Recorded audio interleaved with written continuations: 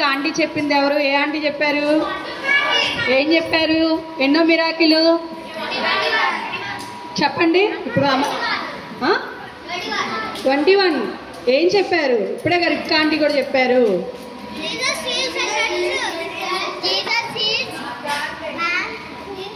దేని ద్వారా స్వస్థత పొందుకుంది ఆవిడ?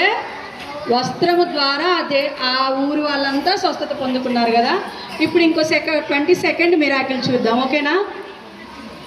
Jesus heals gentile woman possessed daughter. ఏంటి?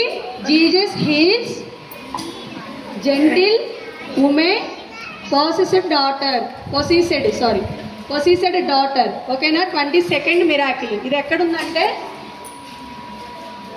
మాథ్యూ 15, మత్తయి సువార్త 15వ అధ్యాయం. చెప్పండి అందరూ. Matthew 15, 21 to 28. 15 chapter 21 verses to 28. మళ్ళీ నెక్స్ట్ ఎక్కడ ఉందంటే మార్క్, ఓకేనా? ఎక్కడ? Mark 7th chapter. చెప్పండి అందరూ. 7th chapter 24 to 13th version. ఎక్కడ? 7th చాప్టర్ 24 to 13th వర్షన్లో ఉంది, ఓకేనా? ఒకసారి చదవరా అక్క? చదవరా. ఆయన అక్కడి నుండి లేచి తూరు సీదోను ప్రాంతంలోకి వెళ్ళగా,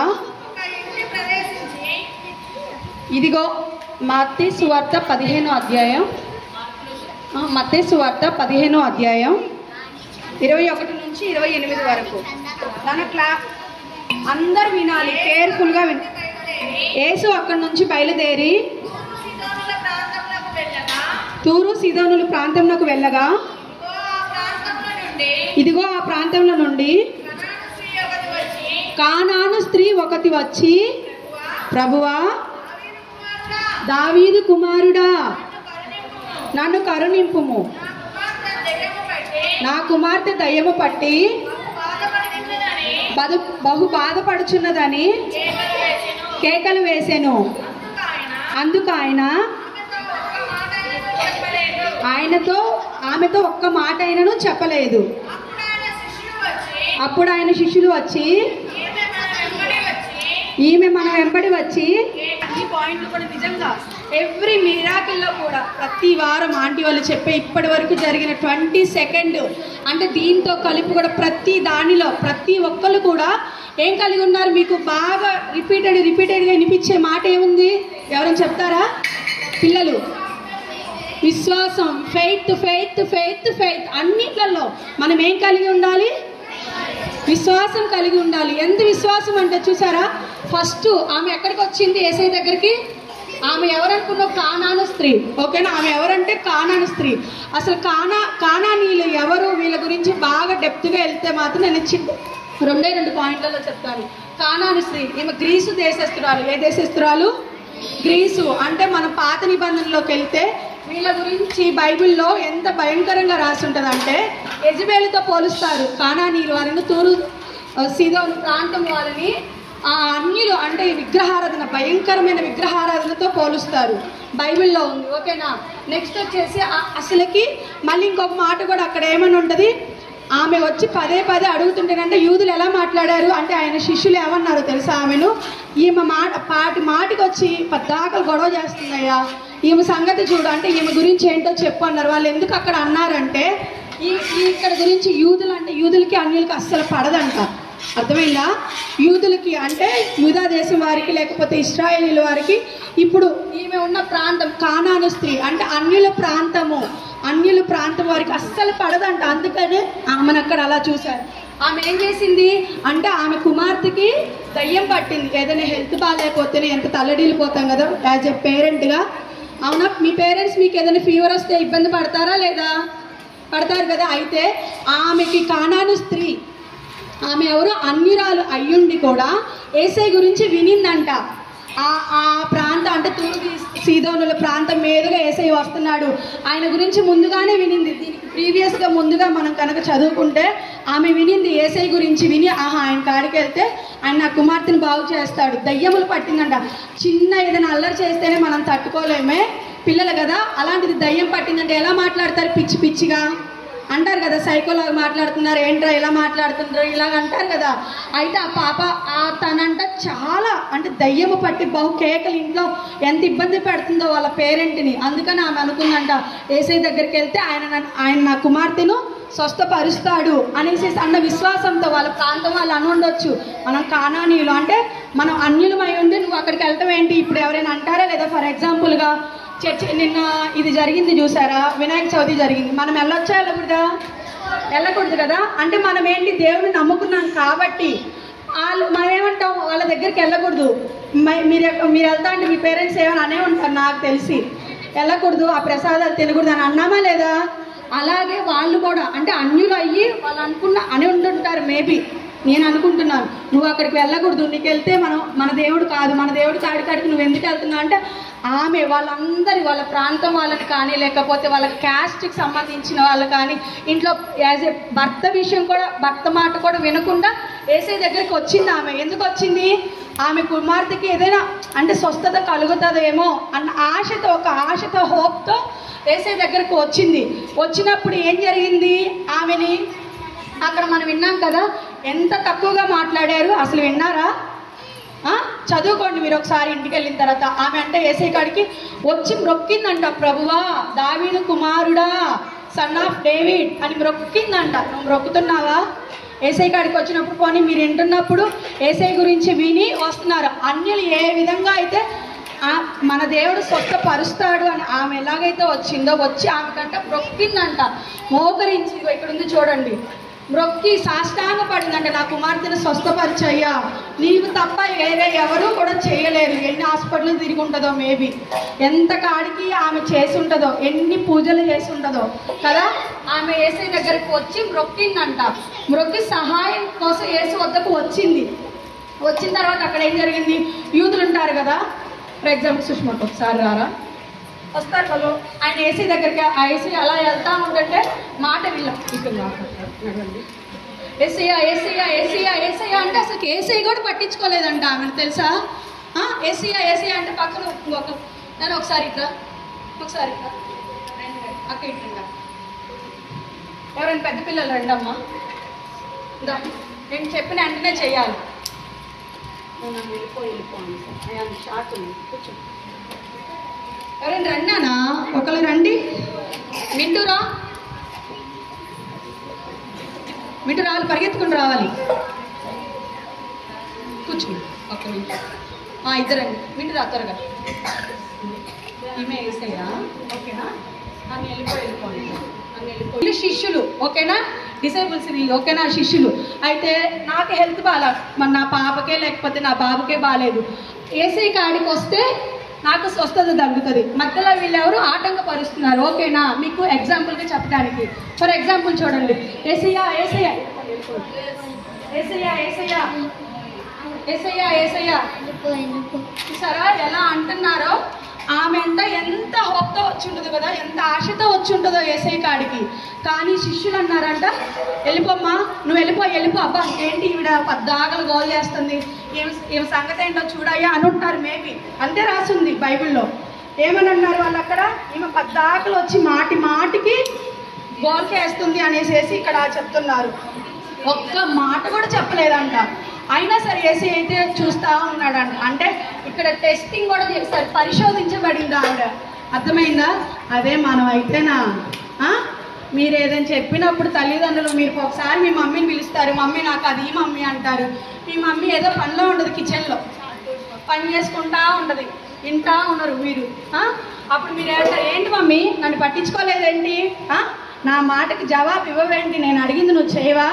మా విక్కీగాడు అయితే అట్లాగే అంటాడు.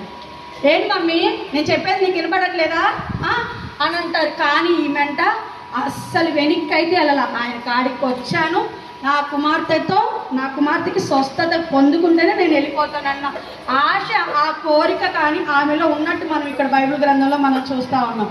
అయితే యేసయ్య అంటే ఆమె మాట వినలేదంట. వినకుండా అలాగే ఆమెను అంటే టెస్ట్ చేస్తూ ఉన్నాడు, ఈమె ఎంతవరకు సహనం కలిగి ఉంటుంది. లేకపోతే ఆఖరికి స్వయాన దేవుడే ఆమె మాట వినలేదు, ఆమెను చూడలేదు, పట్టించుకోకుండా వెళ్ళిపోతున్నాడని బైబిల్లో ఉంది. కానీ పదే పదే పదే పదే ఆయన వెంట పడి పాదముల మీద పడి మొక్కిందంట. అయ్యా, నీవు తప్ప నాకు ఏ దేవుడు లేడు, నువ్వే ఏదైనా చేయాలి, నువ్వే నా బిడ్డ జీవితంలో నా జీవితంలో జరగాలని ఎంత ఆశతో ఆమె అనుందా. ఈ రోజులలో మనుషులు మనల్ని ఏదైనా అంటేనే, లేకపోతే వెళ్ళిపో అంటే మనం తట్టుకోగలుగుతామా? అలాంటిది దేవుడి దగ్గరకు వచ్చి ఆమె పడిన నిందలు కానీ, లేకపోతే చుట్టూ ఇరుగు పొరుగు వాళ్ళు కానీ, శిష్యులు కానీ ఎన్ని మాటలు ఆమెను అన్నారు, అయినా సరే ఆమె వెనక్కి తిరిగి చూడలేదు. చూడకుండా అలాగే కనిపెట్టుకొని ఉంది. ఇక్కడ చూడండి, యేసు ఆమె తిరస్కరించినా సరే విశ్వసించింది, వెంబడించింది, పాదముల మీద పడి మొక్కింది. అలాగే నువ్వు నేను మొక్కుతున్నామా యేసయ్యని? మీరు ఎవరైనా ఏదైనా లేదు జరగలేదు అంటే ఉంటున్నారా? లేకపోతే అబ్బా నేను అడిగాను ఏంటి, ఎప్పుడు ఇస్తాడు యేసయ్య, నాకు ఇంకా ఇవ్వలేదేంటి అని మీరు అనుకుంటా ఉన్నారా? ఇక్కడైతే ఆమె ఏం చేసినప్పుడు యేసయ్య అన్నాడంట, దావీదు కుమారుడు అని పిలిచింది. పదే పదే ఆమె కాళ్ళ మీద పడిందంట. అయినా సరే ఆమె అయితే మొక్కుతానే ఉందంట. అక్కడ ఒక మాట అన్నాడు, మీకు డెప్త్గా చెప్పచ్చో లేదో కానీ, కుక్క పిల్లతో పోల్చాడు తెలుసా, కుక్క డాగు తెలుసా. అక్కడ ఆ మాట అసలు నేను ఎంతసేపు ఆలోచించాను, ఏంటి ఈ మాట పిల్లలకి నేను ఎలా చెప్పాలి, లేకపోతే కుక్క పిల్లతో పోల్చడం ఏంటి అనేసి నేను చదువుతుంటే నిజమే కదా, అంత ఆ మాట అన్నా కూడా సరే ఆ మంట వెనక్కి తిరిగైతే చూడలేదంట. అక్కడ ఉంటుంది చూడండి 27 అధ్యాయంలో లాస్ట్లో, అందుకు ఆయన పిల్లల రొట్టె తీసుకొని కుక్క పిల్లలకు వేయుట యుక్తము కాదని చెప్పగా, ఆమె నిజమే ప్రభువా, కుక్క పిల్లలు కూడా తమ యజమానుల బల్ల మీద నుండి పడు ముక్కలు తినును కదా అని చెప్పాను. అంటే కుక్క పిల్ల అంటే ఏంటి, మనం తింటున్నాం, తినే నోటుకాడి తీసి కుక్కకేస్తావా? మీరు ఎవరైనా వేస్తారు, మీకు ఇంట్లో పెట్స్ని పెంచుకుంటారు, మీరు తినకుండా దానికి వేస్తారా? మీకు బాగా ఇష్టం, దాన్ని తీసి అక్కడ వేస్తారా? సరే, అయితే దానికి అర్థం ఏంటంటే ఆ బైబిల్లో ప్రకారం, లేకపోతే అక్కడ ఉన్న వారికి అందరికీ అర్థం కావటానికి యేసయ్య ఆ మాట అన్నాడు. అంటే కావాలని నీచంగా అయితే మాట్లాడలేదు, కానీ అయ్యుండొచ్చు మనలాంటి వాళ్ళకి, లేకపోతే దేవునికి తెలియని వాళ్ళకి ఏం చేసి కుక్క పిల్లలు అంటే మన నోటికాడి తీసి కుక్క పిల్లలకి వేయాలి, లేకపోతే కుక్క పిల్లలు తినేది మనం తినాలా అన్నట్టుగా అక్కడ అర్థం వచ్చిందేమో. కానీ అక్కడ ఎవరైతే యూదులు ఉన్నారో, యూదులు ఇశ్రాయేలు, మీకు ఇంకో మాట చెప్పనా, యూదులంటే ప్రార్థన చేసేవాళ్ళంటే ఎలాగో తెలుసా, అన్యులుగానైనాను విగ్రహారాధికులుగానైనాను మమ్మల్ని కుక్కలుగానైనాను పుట్టించినందుకు నీకు స్తోత్రం అని ప్రార్థన చేసేవాళ్ళంట బైబిల్లో తెలుసా. యూదులు అనేటువంటి వారు వీళ్ళ గురించి అంటే తూరు సిదోనుల గురించి, లేకపోతే అన్యులు విగ్రహారాధన వాళ్ళ గురించి ఆ విధంగా ప్రార్థన చేశారంట. కుక్కలుగా అన్యులుగా విగ్రహారాధన మమ్మల్ని పుట్టించినందుకు నీకు స్తోత్రం అని ప్రార్థన చేసేవాళ్ళంట తెలుసా. ఇక్కడ ఆమెను ఎన్ని మాటలు అన్న దానితో పోల్చినప్పుడు అంటుందంట, ఆమె ఆ మాట అంటదని వెనక్కి తిరిగిపోలే, ఏంటయ్యా నువ్వు నన్ను కుక్కతో పోలుస్తావా, నువ్వు నన్ను ఇలా అంటావా నెల్లా. అవును ప్రభువా, నిజమే ప్రభువా, అయ్యుండొచ్చు. యజమానులు అంటే కుక్క పిల్లలు మనం ఏదైనా తింటుంటే చూడండి ఎలా ఆశపడి ఉంటాయి. ఇక్కడ ఉంది చూడండి, బాబు ఇక్కడ తింటున్నాడు కదా, కనిపిస్తుంది ఎవరికైనా, దాని కింద ఏముంది, మనం ఏదైనా తింటుంటే ఫర్ ఎగ్జాంపుల్ నాన్ వెజ్ తింటుంటే కుక్కలు కనుక మన పక్కన ఉంటాయి ఎలా చూస్తాయి, నోరెళ్ళు పెట్టుకొని చూస్తాయా లేదా.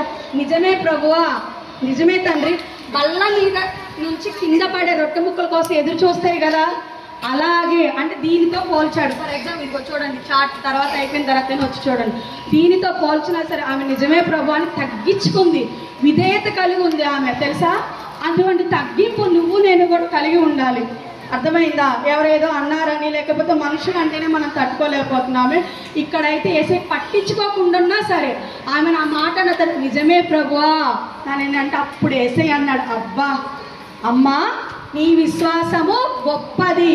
ఎన్ని పడింది పైన, శిష్యులు వద్దన్నారు, లేకపోతే వాళ్ళ ఊరి వాళ్ళు కావచ్చు, లేకపోతే వాళ్ళ రిలేటివ్స్ కావచ్చు, ఇంట్లో హస్బెండ్ కావచ్చు, ఎవరు వద్దన్నా సరే ఆమె యేసయ్య వద్దకు వచ్చి ఆ శిష్యులు వద్దంటన్నా ఎందుకు వెళ్ళిపోలేదు. ఆఖరికి యేసయ్య ఆ మాట అన్నా సరే విధేయత కలిగి ఉంది. ఎంత హ్యుమానిటీ ఆవిడలో ఉంది కదా, హంబుల్నెస్, తగ్గించుకొని వినయంతో నిజమే ప్రభువా, ఏదన్నా సరే ఎన్ని మాటలైనా సరే నాకు మాత్రం స్వస్థత కావాల్సిందే, నా బిడ్డకు మాత్రం కలగాల్సిందే అన్న పట్టుదల ఆమెలో మనం చూస్తూ ఉన్నాం. అయితే ఆ మాట అప్పుడు యేసయ్య అన్నాడు, అమ్మా నీ విశ్వాసము గొప్పది, నీవు కోరినట్టే అవును గాక. ఎంత విశ్వాసమో కదా ఆమెకి. అన్నీ అన్న ఆ విశ్వాసం నీలో నాలో ఉందా ఈ రోజులలో? ఉందా? వినాలి నాన్న, ఉందా? ఎంత తగ్గింపుతో ఉంది కదా. ఆమె ఎలా వచ్చింది? ఫస్ట్ ఏ ఆశతో వచ్చింది? ఒక ఆశ, తన బిడ్డకు స్వస్థత కలగాలన్న ఆశతో వచ్చింది. ఆమెలో మనం ఏం చూస్తున్నాం? వినయం, ఎంత హ్యుమానిటీ కలిగి ఉందో ఆవిడ. అప్పుడు అసలు పరిశోధించబడింది దేవుడి చేత. ఎన్ని అవమానాలు అంటే దేవుడే చూస్తూ ఉన్నాడు, నేనంటే ఈమె ఇదిగా ఉంటుందా లేదా అన్నట్టు టెస్టింగ్ చేయబడింది, పరిశోధించబడింది ఆమె. అక్కడ పరిశోధించబడిన తర్వాత ఏం చూసింది ఆమె? అక్కడ స్వస్థత చూసింది. తన కుమార్తె జీవితంలో తక్షణమే ఆ సమయంలోనే అని ఉంది బైబిల్లో. అయితే విత్ ఇన్ సెకండ్స్ కూడా ఇలా అడిగి ఉండొచ్చు, మేబీ వెనక్కి తిరిగి ఉండొచ్చు. అప్పుడే వాళ్ళ పాప అప్పుడే వీడియో కూడా క్లిప్ ఉంది. అలాగా వెంటనే తిరిగి ఉండొచ్చు. వెంటనే ఇలా పెట్టి ఇలా తిరగగానే వాళ్ళ పాప అంట ఆ క్షణములోనే విత్ ఇన్ టైం, ఎక్కువ గంట సేపట్లో లేకపోతే నేను ఇంటికి వెళ్ళాక మిరాకిల్ జరిగి ఉండొచ్చు మేబీ అని అనేసి ఆ క్షణంలోనే. నువ్వు నేను కూడా ఎన్నో వస్తాయి మన జీవితాలలో యాజ్ ఎ చిల్డ్రన్గా. మీ లైఫ్లో కూడా ఎవరో అనొచ్చు, స్కూల్లో అనొచ్చు, లేకపోతే బయట రిలేటివ్స్లో కానీ ఎవరో ఎన్నన్నా సరే ఆమెగా మాత్రం యేసయ్య మీద విశ్వాసం అనేది వదలలేదు. నాకైతే చాలా బాగా నచ్చింది. దీని గురించి అయితే నేను ఎలా చెప్పాలంటే, మనుషులుగా ఎవరైనా పేరెంట్స్ కానీ లేకపోతే మిగతా వాళ్ళ రిలేటివ్స్ ఏదైనా అంటేనే మనం రిసీవ్ చేసుకోలేకపోతున్నామే. ఆమెను ఎన్నో మాటలు అన్నారు, ఎన్నో నిందలు వేశారు, లేకపోతే వద్దు అని తృణీకరించబడింది, తిరస్కరించారు. అయినా సరే ఆమె యేసయ్యను మాత్రం విడిచిపెట్ల, పట్టుదల కలిగి ఉంది. ఈమెలో మనం నేర్చుకోవాల్సింది ఈ 4 అండ్ హ్యూమిలిటీ కలిగి ఉంది. అనుకువ సాధు, ఫెయిత్, విశ్వాసం. ఎంత గొప్ప విశ్వాసమో కదా ఆమెది. నెక్స్ట్ వచ్చేసి రిసిగ్నేషన్, వదలకుండా వేడుకుంది. వెళ్ళిపోమన్నా వదలలేదు, లేకపోతే ఏమన్నా కూడా వదలకుండా అలాగే పట్టుకుంది. కాన్ఫిడెన్స్, నమ్మకంతో. పర్సీవ్నెస్ అంటే పట్టుదల, పట్టుకొని అసలు విడిచిపెట్ల. యేసయ్య ఎన్ని మాట్లాడుతున్నా కూడా. ఓకేనా? ఇంతవరకు ఇప్పుడు కానాను స్త్రీ ఎవరు? ఫస్ట్ కానాను స్త్రీలో ఎవరు? కానాను స్త్రీ ఎవరు? అన్యురాలు, గ్రీసు దేశస్తురాలు. ఎవరు ఆమె? అన్యురాలు. ఈ రోజులలో మనం యేసయ్యకి వెళ్తాం, రోజు చర్చికి వెళ్తాం, అర్థమైందా? వారం చర్చికి వెళ్తాం, వారం సండే స్కూల్కి వెళ్తాం. మనం ఏదైనా చెప్తుంది లేకపోతే ఎక్కడ ఏం జరుగుతుందంటే నమ్ముతామా? యేసయ్య చేశాడంటే ఎక్కడో బైబిల్లో ఉంది, మాకు చెప్పారులే అని అంటారు. కానీ మీరు అబద్ధం ఆడకుండా చెప్పండి, మీకు ఏదైనా కావాలంటే వెంటనే ప్రేయర్ చేస్తే నాకు వచ్చిద్దని ఎవరైనా నమ్ముతున్నారు ఇక్కడ? వెంటనే జరుగుతుంది అని ప్రేయర్ చేస్తున్నారు. అలాగా ఆ ఆశతో, ఆ హోప్తో మీరు చేస్తున్నారా? ఈమెలో ఉన్న ఆశ మనలో ఉండాలి, జరుగుతుంది ఖచ్చితంగా అని. నువ్వు కూడా దేవుని వదలకు, పట్టుకొనే నువ్వు ఉండాలి. అర్థమైంది? అన్యురాలైంది, అందరి చేత తృణీకరించబడింది, అసహ్యంగా మాట్లాడారు, కుక్కతో పోల్చాడు దేవుడు. అయినా కూడా ఆమె నమ్మింది యేసయ్య గురించి. యూదులకి వీళ్ళకి పడదు, అయినా సరే ఆమె వాళ్ళందరినీ ఇక్కడ చెప్తుంది బైబిల్లో. అయితే బుక్లో చూస్తే వాళ్ళ కుల ఆచారాలన్నిటిని వదులుకొని వచ్చిందంట.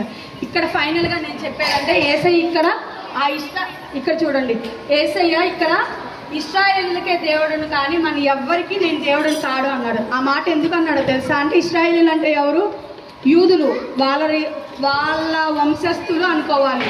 వాళ్ళ అంటే రిలీజియన్ అంటారు కదా, వాళ్ళకే దేవుడు కానీ ఎవరికి కాలేదని యూదులు అనుకుంటారంట. కానీ యేసయ్య ఇక్కడ అన్నాడు, గ్రీసు దేశస్తుడని లేదు, తూరు సీదోను లేరు, అందరూ సమానమే, నాకు అందరు కూడా సమానమే అని చెప్పటానికి ఆమెను పరిశోధించి దేవుడు ఇలా మాట్లాడాడు. ఇంతవరకు చెప్పిన వాక్యాన్ని దేవుడు దీవించును గాక.